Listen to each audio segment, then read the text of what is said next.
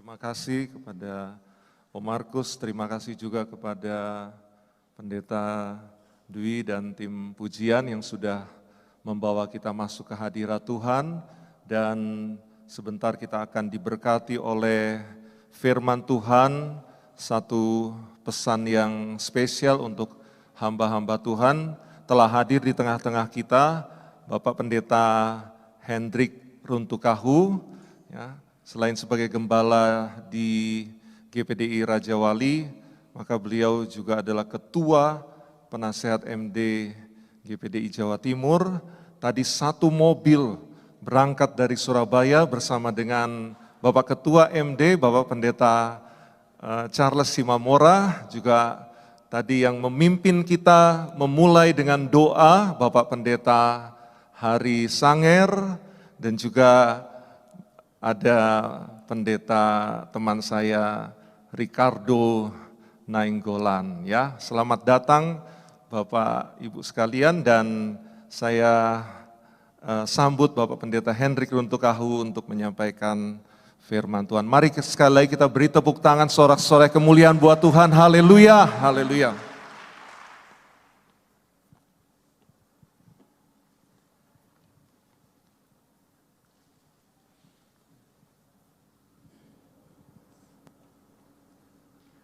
Puji Tuhan, haleluya, haleluya. Terima kasih kepada pimpinan wilayah yang membolehkan saya untuk memberitakan firman Tuhan pada sore hari ini di Natal wilayah Malang.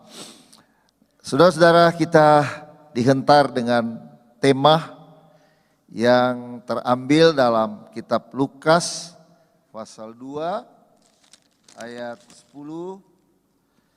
Lalu kata malaikat itu kepada mereka, "Jangan takut, sebab sesungguhnya aku memberitakan kepadamu kesukaan besar untuk seluruh bangsa.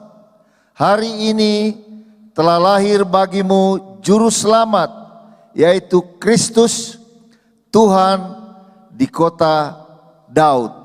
Saya merindu kita membaca bersama-sama dua ayat ini. Ayat 10 sama-sama kita baca. 2, 3. Lalu kata malaikat itu kepada mereka, "Jangan takut, sebab sesungguhnya aku memberitakan kepadamu kesukaan besar untuk seluruh bangsa. Hari ini telah lahir bagimu juru selamat, yaitu Kristus Tuhan di kota Daud."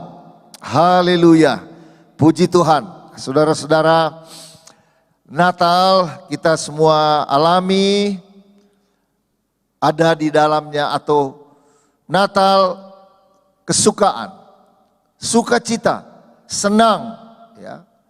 Tetapi sukacita dan senangnya ini bukan karena ya gerejanya besar, penyanyi-penyanyinya hebat, ada makanan di sana, ada kado-kado. Tetapi kalau kita mengikuti dalam Alkitab, maka Natal dia berbicara tentang keselamatan.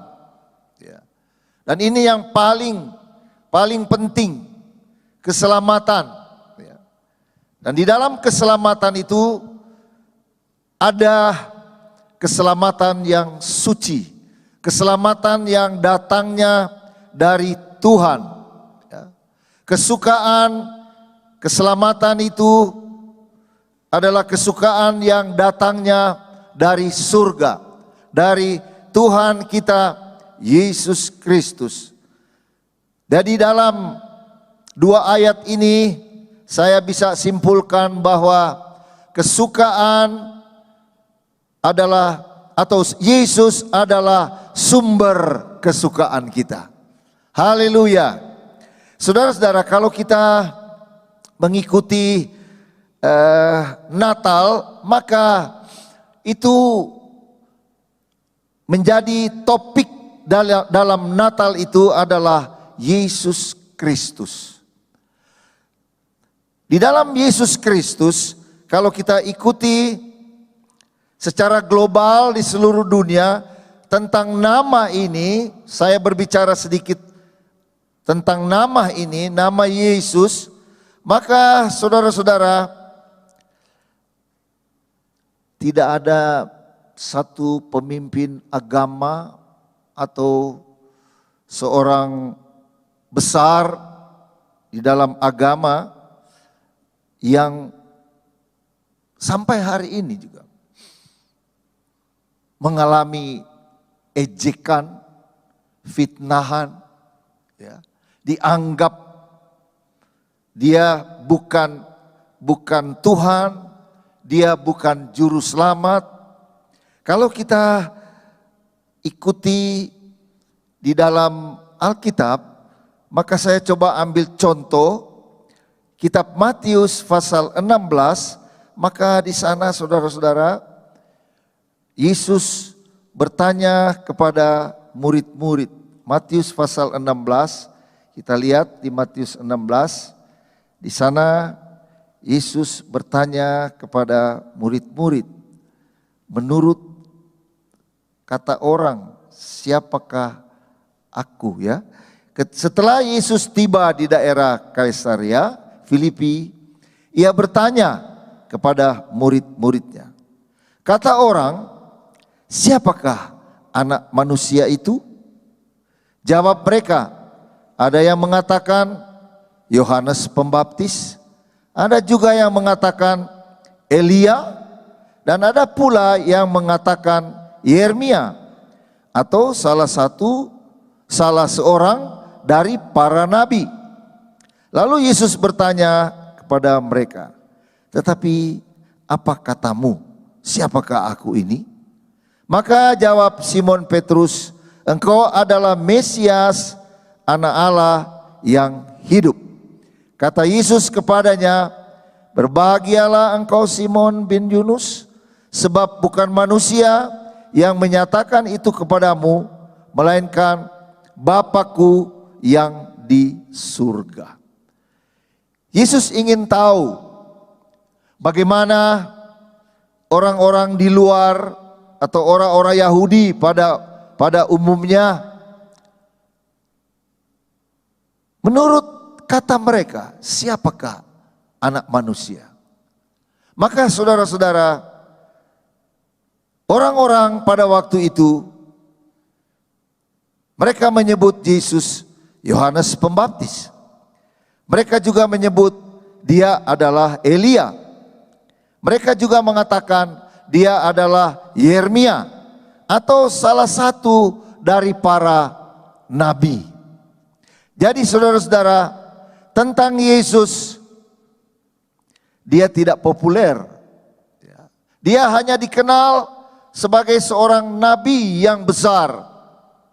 Dia dikategorikan sama seperti Yohanes Pembaptis, atau juga dia seperti Elia, dia seperti Yeremia, atau salah satu dari nabi-nabi itu.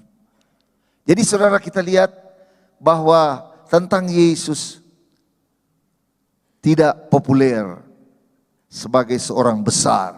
Dia hanya disebut seorang nabi, salah satu dari seorang nabi. Tetapi Petrus, waktu Yesus bertanya kepada mereka, menurut kamu, menurut murid-murid, aku ini siapa? Dan betul jawaban daripada Petrus, engkaulah anak Allah itu, engkaulah Tuhan. Saudara-saudara, saya coba melihat juga dari beberapa gereja, ya. Kalau kita pelajari dalam kitab tentang Yesus, ada satu buku yang bertuliskan cult, ya. Maka di sana kita menjumpai gereja-gereja yang menyebut Kristen. Tetapi ada yang mengatakan dia hanya manusia. Ada yang mengatakan dia hanya Allah. Jadi tidak seperti apa yang kita kenal dalam doktrin kekristenan. Dia adalah Allah yang turun sebagai manusia ke dalam dunia ini. Saya coba merinci ada beberapa hal yang orang-orang atau gereja-gereja itu mengatakan tentang Yesus. Ya, saudara-saudara. Seperti kita sering dengar, sering lihat yang disebut saksi-saksi Yehova. Di sana dia sebagai seorang pemimpin, Charles Taze Russell, dia mengatakan tentang Yesus. Ada beberapa hal yang sangat bertolak belakang dengan Alkitab. Dia mengatakan bahwa Allah Bapa dan Putra Allah dua pribadi yang berbeda. Dua pribadi yang berbeda, terpisah satu sama lain. Dia menyatakan bahwa Yehova Sang Pencipta lebih tinggi dari Yesus Kristus. Di sini kita sudah melihat bagaimana Charles Taze Russell dia tidak setuju tentang Yesus sebagai Allah. Dia mengatakan Yesus yang lahir bukanlah Allah, hanya manusia biasa. Dia juga menuliskan bahwa Yesus adalah keturunan Adam. Juga dia menyebut Yesus tokoh terhebat sepanjang masa. Ya, tetapi dia hanya menaruh bahwa Yesus sebagai manusia. Dan dia berkata bahwa dia tidak disalib. Yesus tidak disalib. Jadi saudara lihat di sini, ini dalam Departemen Agama, mereka adalah aliran-aliran Kristen. Berikut kita lihat juga tentang Mormon yang dipimpin oleh Joseph Smith. Dia berkata bahwa Allah Bapa yang manusia itu mempunyai hubungan dengan Maria dan lahirlah Yesus. Saudara mulai lihat bagaimana hal-hal doktrin kita diserang, tetapi inilah kenyataan, saudara-saudara. Dia berkata bahwa para pemimpin Mormon mengatakan bahwa Yesus itu kawin, ya, saudara-saudara. Tentu lain dengan Alkitab. Dia berkata Yesus mati, tetapi mereka tidak memakai salib karena salib adalah lambang kekalahan. Mereka juga berkata bahwa mereka beriman kepada Yesus, tapi sama perlunya mereka juga beriman kepada Joseph Smith sebagai pendiri daripada Mormon. Lalu mereka juga berkata, kelahiran Yesus ada campur tangan manusia.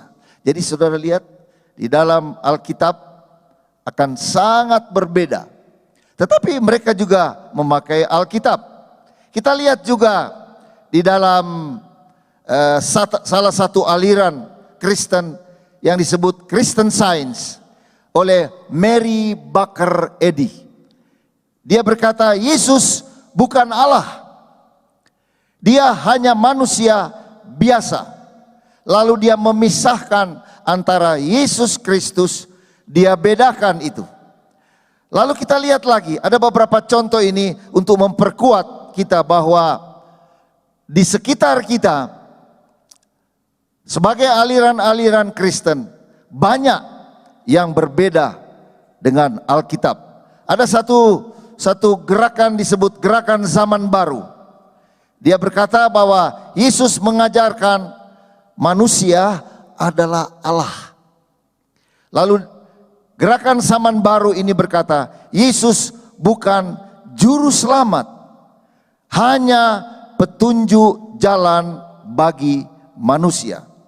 Lalu dia juga berkata, Yesus mengajarkan setiap insan memiliki potensi atau kecakapan untuk penyelamatan diri.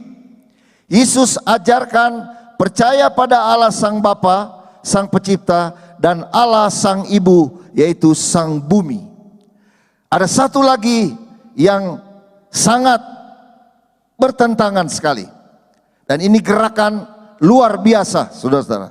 Disebut gerakan satanisme, gereja setan, Aleister Crowley. Yesus berasal dari setan. Walaupun sering dia dan murid-muridnya mengusir setan. Yesus adalah tokoh yang lemah dan gagal. Yesus bukanlah reinkarnasi Allah. Mereka menolak ajaran dosa dan keselamatan. Paling terakhir yang saya ingin tampilkan adalah satu gerakan yang muncul di abad menjelang abad 19, yaitu gerakan modernisme. Mereka mengatakan bahwa Yesus hanya seorang yang mempunyai kelakuan yang paling baik di dunia ini. Jadi saudara-saudara, kalau kita ikuti di dalam Alkitab, Matius pasal 16, orang-orang hanya mengatakan dia sebagai Yohanes Pembaptis, dia adalah Elia, dia adalah Yeremia, dia adalah salah satu dari nabi itu. Inilah yang kita lihat, inilah yang kita dengar, inilah yang muncul, inilah yang menjadi tantangan gereja, saudara-saudara. Inilah yang diperlihatkan kepada kita sebagai gereja Tuhan, bahwa tentang Yesus ada bermacam-macam tanggapan tentang dia. Tetapi saudara-saudara, mari kita lihat di dalam Alkitab. Mari kita lihat bagaimana kekuatan, bagaimana Yesus sebagai Allah, Yesus juga sebagai manusia. Kita merayakan, kita hadir sore hari ini. Kita sebagai umat Tuhan, kita sebagai anak-anak Tuhan, sebagai orang yang punya pengalaman pribadi dengan Tuhan. Saya percaya pengalaman pribadi kita dengan Tuhan membuktikan bahwa Dia adalah juru selamat kita. Yesus adalah juru selamat kita. Boleh sambut ini, Yesus adalah juru selamat kita. Dialah yang memberikan keselamatan. Alkitab berkata, ya, tanpa Yesus, di luar Yesus, kita tidak diselamatkan. Siapa yang percaya kepadanya beroleh hidup yang kekal. Saudara-saudara, saya ingat 49 tahun lalu, waktu saya praktek di Raja Wali tahun 73, saya mendapat berita ada seorang yang tinggal di daerah namanya Ketintang yang saya mulai. Maka saudara-saudara, saya tidak tahu dan tidak ada alamat yang jelas. Disebut hanya ada di Ketintang. Dan saudara tahu, Ketintang ini ada Ketintang Barat, Ketintang Timur, Ketintang Selatan, Ketintang PTT. Jadi harus cari nama orang ini. Tetapi saudara-saudara, karena orang ini perlu diselamatkan. Orang ini perlu dengar Injil. Orang ini perlu dengar tentang Yesus Kristus. Maka saudara-saudara, saya ingat saya dengan Pendeta Matius Ponto dari jam 8 pagi Kami sewa becak, saudara-saudara. Sewa becak. Cari namanya Jamin. Tapi akhirnya dia tidak menjamin saya, saudara-saudara. Nama Jamin ini, waduh, dicari terus. Turun becak, cari. Pendek cerita, satu saat kami udah putus asa. Oke, kita pulang saja. Tidak ketemu orang ini.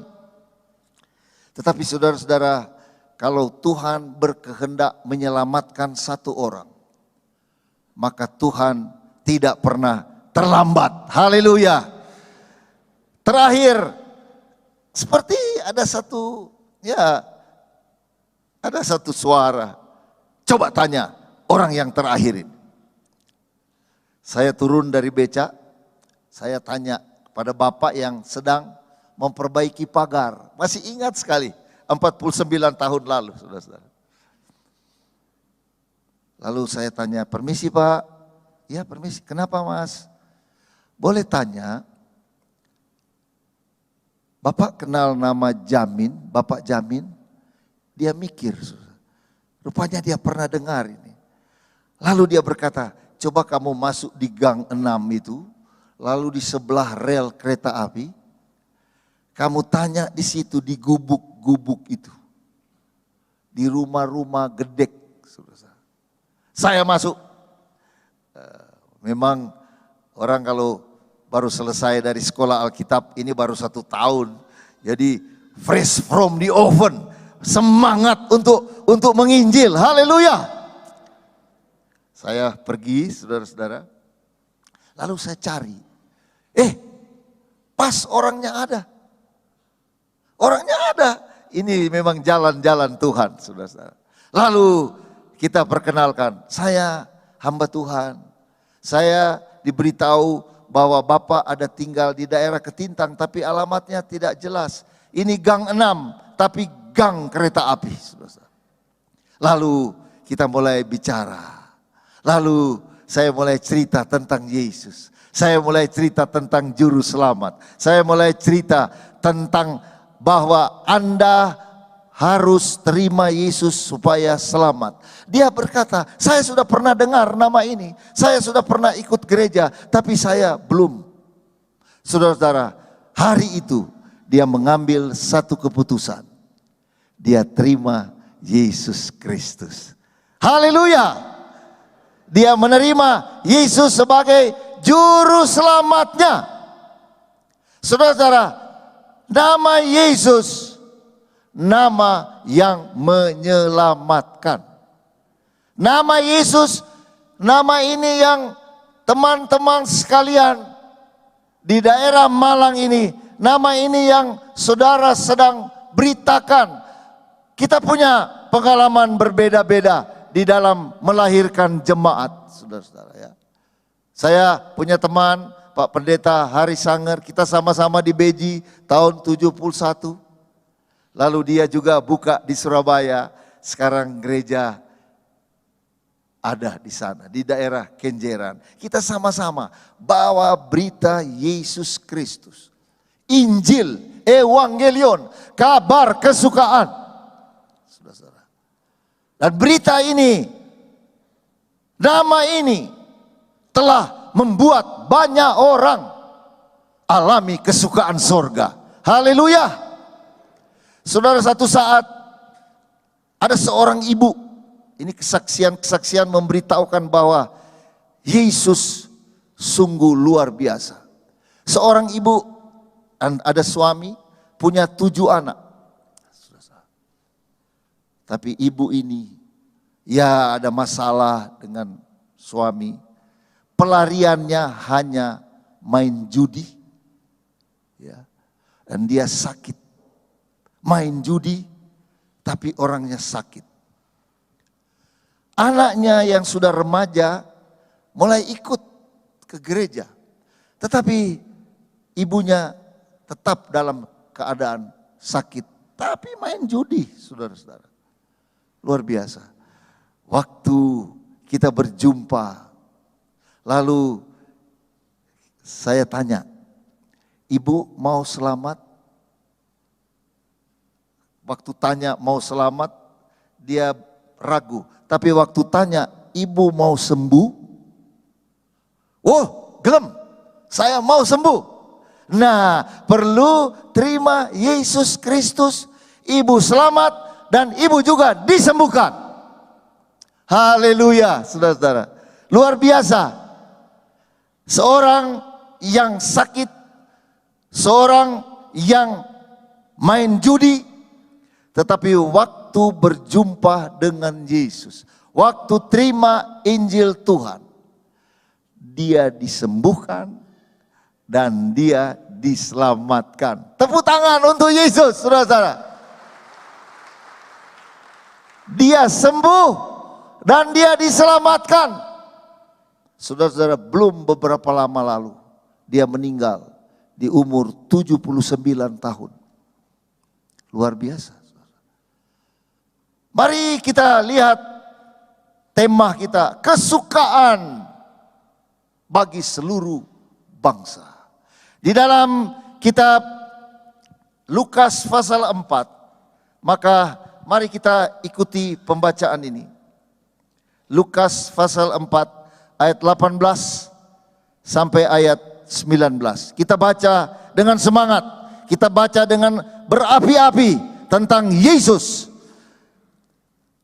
Lukas pasal 4 ayat 18. 2, 3. Roh Tuhan ada padaku, oleh sebab ia telah mengurapi aku untuk menyampaikan kabar baik kepada orang-orang miskin, dan ia telah mengutus aku untuk memberitakan pembebasan kepada orang-orang tawanan dan penglihatan bagi orang-orang buta, untuk membebaskan orang-orang yang tertindas, untuk memberitakan tahun rahmat Tuhan telah datang. Kita tepuk tangan untuk ayat ini.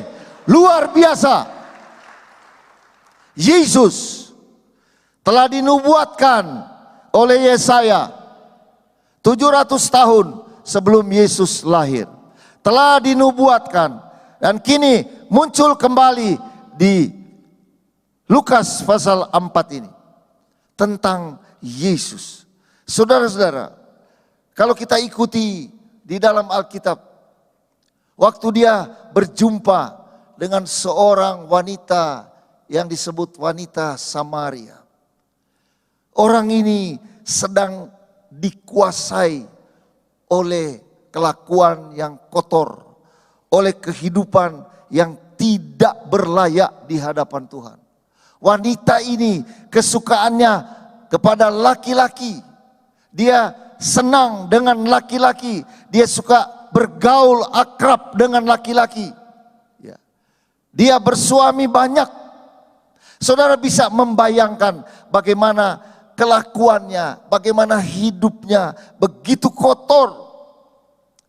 Dia punya pengalaman setiap saat hanya berpikir. Dia tenggelam dalam seks yang brutal. Dia hidup dalam kehinaan dalam masyarakat, terlebih di hadapan Tuhan. Saudara-saudara, dan orang ini patut dikasihani. Orang seperti ini yang sedang berada dalam kegelapan dosa, dia perlu diselamatkan. Dan dia berjumpa dengan Yesus, saudara-saudara.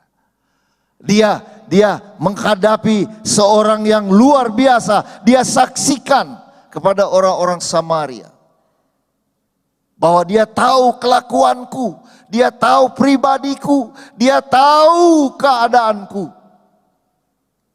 Saudara, Yesus Maha tahu.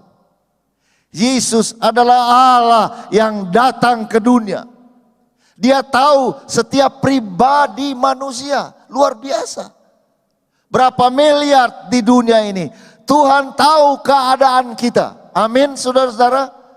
Tuhan tahu isi hati kita. Tuhan tahu kelakuan kita. Itu sebabnya wanita ini dia kagum terhadap Yesus. Dan dia saksikan tentang Yesus. Dia alami satu pembaharuan hidup. Dalam bahasa lain dia mengalami resipisentia. Dia sembuh dari gila. Dia sembuh dari sakit. Saudara-saudara. Seorang wanita 12 tahun meleleh darah. Saudara, kita semua tahu di kitab Markus. Saudara bisa membayangkan seorang sakit 12 tahun, lelehan darah. Alkitab berkata dia sudah pergi ke tabib-tabib, dia telah mengeluarkan uangnya. 12 tahun dia dikuasai oleh penyakit, saudara-saudara. Penyakit COVID melanda dunia, dunia gempar, dunia berada dalam situasi yang sulit. Wanita ini dalam keadaan sakit 12 tahun bergumul, mencari kesembuhan. Pergi ke sini, pergi ke sana, dia punya uang. Tapi tak berdaya. Tapi waktu dia dengar Yesus mau lewat, Yesus dengan rombongan sedang dalam perjalanan dan dia mengambil satu kesempatan, ya. Lalu dia, pendek cerita, dia datang dan menjamah jubah Yesus dan dia alami kesembuhan luar biasa, saudara. Langsung lelehan darahnya itu berhenti. Siapakah yang menyembuhkan dia, saudara? Siapakah yang melakukan perkara yang besar itu? Siapakah yang melakukan mujizat itu? Yesus. Luar biasa, saudara-saudara. Manusia tidak berdaya. Kalau manusia menghadapi sesuatu yang gelap, menghadapi sesuatu yang menyakitkan. Bahkan Alkitab telah membuktikan bertahun-tahun tidak ada kelepasan, tidak ada kesembuhan. Hanya ada di bawah tunduk kepada penjajah iblis. Dalam kitab Yohanes juga dituliskan bagaimana seorang 38 tahun lumpuh, tidak berdaya. Dia hanya diangkat oleh orang untuk pergi ke kolam Bethesda itu. Saudara bisa coba kita bayangkan sejenak, 38 tahun. Di pelayanan saya ada seorang ibu sudah 14 tahun tidak bisa berdiri dari tempat tidur.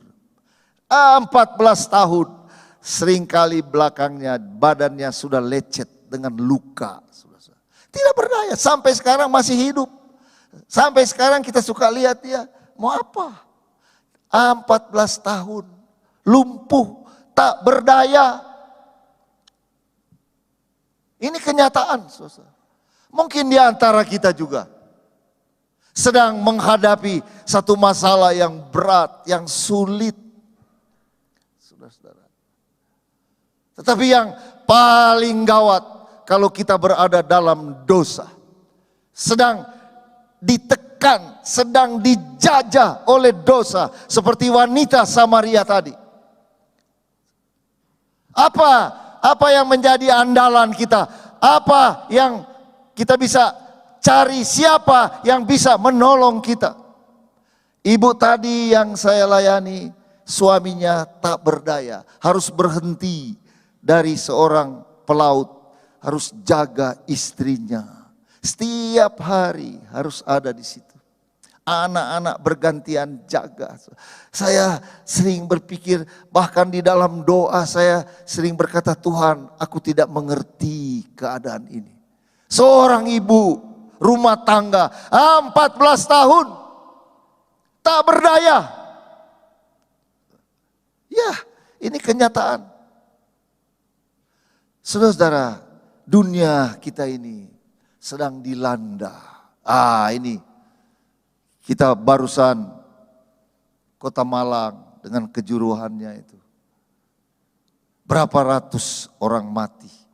Berapa ratus Atau berapa banyak orang menderita, susah, menangis, kehilangan anggota keluarga.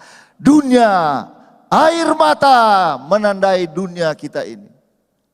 Cianjur, ratusan orang mati. Hari-hari ini di sekitar Gunung Semeru, orang sedang menderita, sedang mengungsi. Apa yang akan jadi? Orang menangis, orang susah, orang menderita. Dunia sedang menghadapi kenyataan-kenyataan sesuai dengan apa yang dinubuatkan oleh Yesus. Bahkan itu sedang terjadi.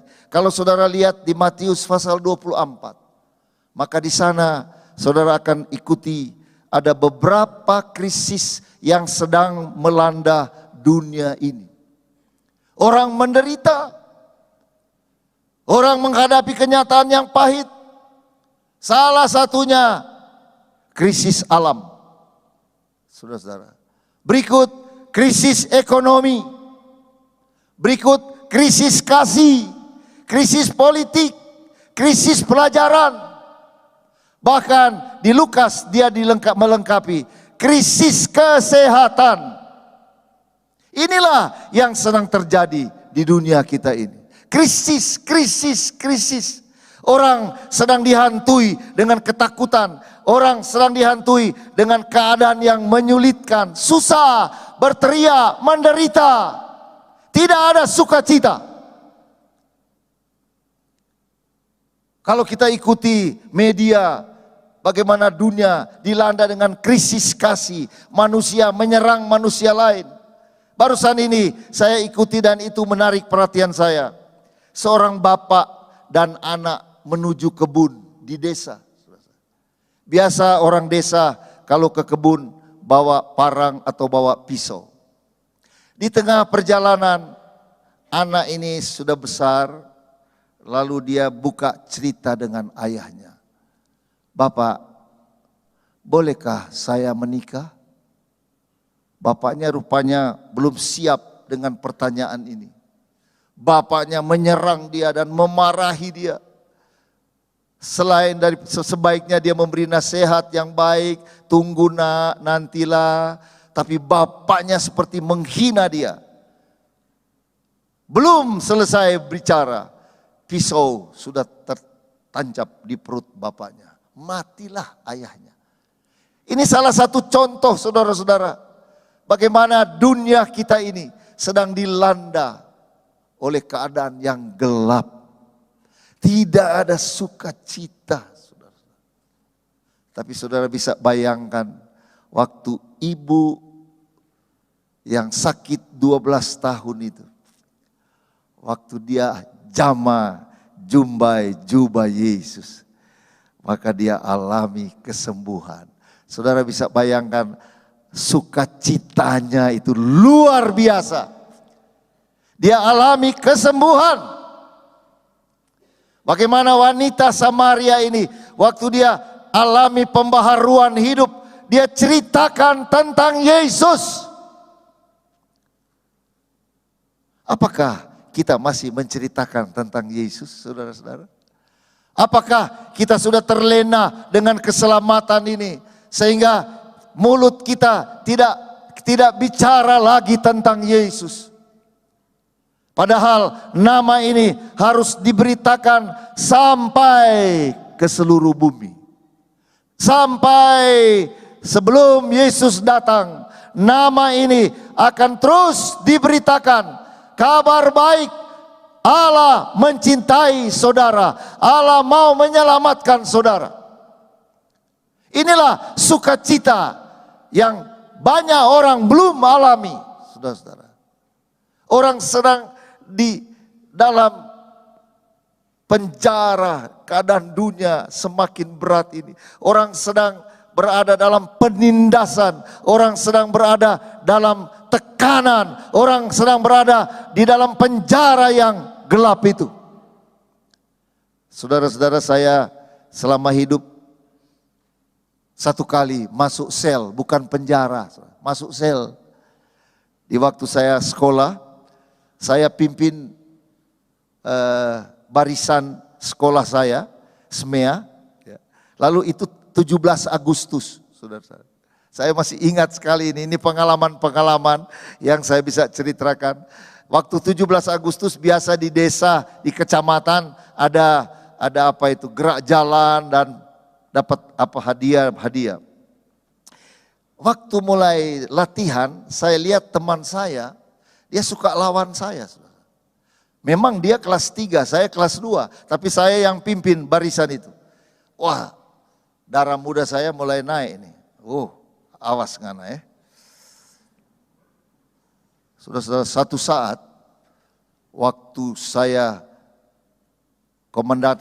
saya komando, saya bilang, barisan berhenti, dia jalan.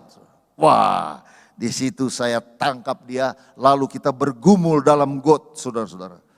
Wih, ya nama anak muda, saudara-saudara, saya enggak mau, saya pimpinan. Tapi saudara tahu, itu di dekat polisi, dekat kantor polisi, kita ditangkap.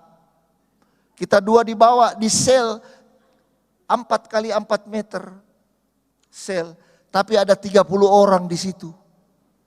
Waduh, masuk sel, baru kali itu saya masuk sel, orang-orang di dalam, orang-orang jahat semua.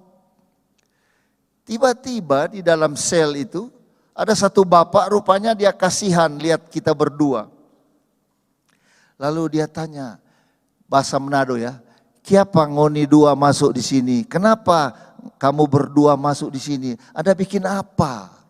Saya bilang, "Berkelahi, berantem." Wah, dia kasih nasihat, saudara.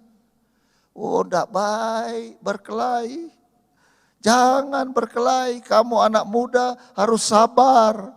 Wah, saya karena penghuni baru ya saya takut juga. Iya om. Tapi saya punya otak, saudara. Kan SMEA. Saya tanya di sebelahnya dia, "Pak, itu bapak tadi kasih nasihat saya tadi itu. Dia masuk sini kenapa? Mencuri ayam." Ya, saya bilang. Orang curi ayam kasih nasihat, Pak, orang berkelahi. Gengsi yang mana dong? Tapi begitulah, orang kalau di penjara, orang kalau dalam tekanan, macam-macam bisa terjadi. Tetapi saudara, dari jam 9 sampai jam 3 sore, kita ada di dalam. Bikin apa di situ? Saya mau pergi, mau ke WC, itu polisi bilang, "Di situ saja." Waduh, semua orang ada di situ, baunya, keadaannya, jahatnya orang-orang. Tapi puji Tuhan, sampai jam 3 sore, polisi datang dan berkata, "Saudara Hendrik dan saudara Luntungan keluar dari sel." Saya loncat, saudara-saudara. Saya dengan teman saya berpelukan, damai sejahtera di bumi. Haleluya, kita bebas. Dan dia baru mati berapa bulan lalu, saudara. Saya kasihan, aduh dia duluan. Ya enggak tahu saya kapan lah. Tetapi sudah pernah rasa sel 6 jam di dalam tekanan, di dalam keadaan yang gelap, saudara. Tapi waktu keluar, kita lompat. Haleluya. Tuhan tolong, saudara-saudara. Baru kali itu berkelahi tapi ketangkap juga, saudara-saudara. Itu sebagai contoh bahwa di dalam sel, di dalam penjara, kita dibawa taktis seorang yang kuat. Wanita ini dibawa taktis iblis, seks yang brutal. Orang yang sakit 38 tahun ini, dia tidak berdaya. Tetapi waktu jumpa Yesus, tadi ayat berkata, untuk menyampaikan kabar baik. Bukan, kabar baik ini bukan beras turun, LPG turun, bukan. Kabar baik yaitu Yesus Juru Selamat berjumpa dengan saudara dan saya. Haleluya, tepuk tangan yang keras. Yesus Tuhan kita, sumber keselamatan kita. Lalu dia katakan, untuk menyampaikan kabar baik kepada orang miskin, Dan ia telah mengutus aku untuk memberitakan pembebasan kepada orang-orang tawanan dan penglihatan bagi orang-orang buta, untuk membebaskan orang-orang yang tertindas. Saudara-saudara, ada kabar baik untuk saudara dan saya pada sore hari ini, di hari Natal ini. Mari kita terima lagi kabar baik. Tuhan datang untuk saudara dan saya. Saya dilepaskan dari dosa. Saya dilepaskan dari cengkeraman iblis. Saya sering berada dengan jemaat. Kok bau lain ini? Masih bau rokok. Aduh, sudah berapa tahun ikut Tuhan masih dikuasai oleh 1 ons rokok. Orang anggap itu biasa. Tapi saya percaya di sini semua tidak ada lagi yang merokok. Ayo laki-laki, bapak-bapak, ibu-ibu katanya. Bapak-bapak, anak-anak muda sudah terlepas dari rokok. Siapa yang pernah merokok sudah terlepas. Engkau bebas dari cengkraman yang ringan itu, yang putih itu. Ada juga berjudi, masih judi. Sudah ikut Tuhan bertahun-tahun, masih judi, masih narkoba. Wah, kita perlu berjumpa dengan Yesus, saudara. Kita perlu menyerahkan diri kepada Tuhan supaya bertobat dan kita alami kesukaan dari Tuhan. Kalau kita bertobat, kalau kita hidup benar, kalau kita ikut Tuhan yang baik, ada sukacita di dalam hidup kita. Sukacita dari surga, saudara-saudara. Bukan karena kita banyak uang. Wah, uang bisa seperti sayap, bisa terbang. Semua kekayaan bisa hilang. Tetapi kalau kesukaan surga ada di dalam kita, kita terus senang ikut Tuhan. Haleluya. Kita terus senang melayani Tuhan. Saya percaya teman-teman hamba Tuhan, walaupun mungkin engkau ada di desa sana, engkau tetap senang melayani Tuhan. Haleluya, saudara-saudara. Tetap senang ikut Tuhan, layani Tuhan sampai akhir perjalanan kita. Yesus adalah nama yang mulia. Sekarang orang menghina dia. Sekarang orang berkata di salib ada jin. Tetapi Roma pasal 1 berkata, di salib itu ada kuasa yang menyelamatkan. Yesus menyelamatkan saudara dan saya. Hanya Yesus juru selamat kita, saudara-saudara. Oleh sebab itu, pada kesempatan sore hari ini, di hari Natal ini, mari kita pelihara sukacita keselamatan itu. Siapa alami sukacita keselamatan dari Tuhan? Tolong angkat tangan. Siapa alami Tuhan memberi sukacita yang baru terus? Sukacita keselamatan. Saudara, musuh dari sukacita ini. Kita lihat waktu Daud berbuat dosa. Apa yang Daud doakan? Jangan hilang sukacita selamat. Jadi dosa memang musuh dari sukacita Tuhan. Saya yakin kalau orang hidup dalam dosa, kita senang berbuat dosa, tidak ada sukacita surga. Karena dosa menceraikan kita dengan Allah. Tapi kalau kita hidup benar di hadapan Tuhan, Alkitab mengajar, jagalah keselamatanmu, kerjakanlah keselamatanmu. Maka keselamatan itu akan membuat kita sukacita setiap hari. Apapun yang kita hadapi setiap hari, saudara-saudara. Kalau ada sukacita, keselamatan, ini paling top. Selamat, tidak dihukum, masuk surga nanti bersama Tuhan Yesus selama-lamanya. Haleluya. Mari kita berdiri bersama-sama. Saudara, jaga sukacita keselamatan kita. Jaga keselamatan yang Tuhan berikan kepada kita. Jangan sampai kita berdosa lagi, berbuat dosa lagi, dikuasai oleh dosa. Tetapi hanya Yesus yang memberi sukacita bagi kita sekalian. Kita mau nyanyikan lagu Hanya Yesus, lagu lama. Untuk seimbang tadi banyak lagu baru, kita nyanyi lagu lama. Hanya Yesus, hanya Yesus, hanya yang bisa nyanyi dengan keras. Oh, hanya Dia beri damai senang tiap pikulah, pastikan hilang, pastikan hilang dengan Yesus, dengan Yesus selamanya. Hanya Yesus,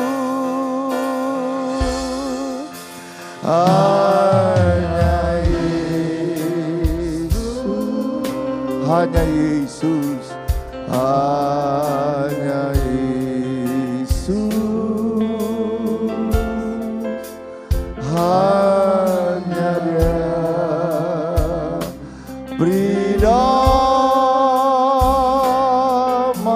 senang tiap pikulan, pastikan hilang, pastikan hilang dengan Yesus, dengan Yesus selamat. Sekali lagi, hanya Yesus yang bisa memberi keselamatan kepada kita. Oh, hanya Yesus. Glory, glory, haleluya, haleluya. Hanya Yesus, hanya Dia. Oh, beri damai senang tiap pikulan, pastikan hilang, pastikan hilang. Oh, dengan Yesus selamanya. Saudara-saudara, masih cintakah engkau dengan nama ini? Maukah engkau alami sukacita dari Tuhan? Kalau ada di antara kita sedang dikuasai oleh dosa, bertobat saudara-saudara. Bertobat, tinggalkan dosamu. Lepaskan itu semuanya. Yesus mau supaya saudara dilepaskan dari ikatan-ikatan yang jahat.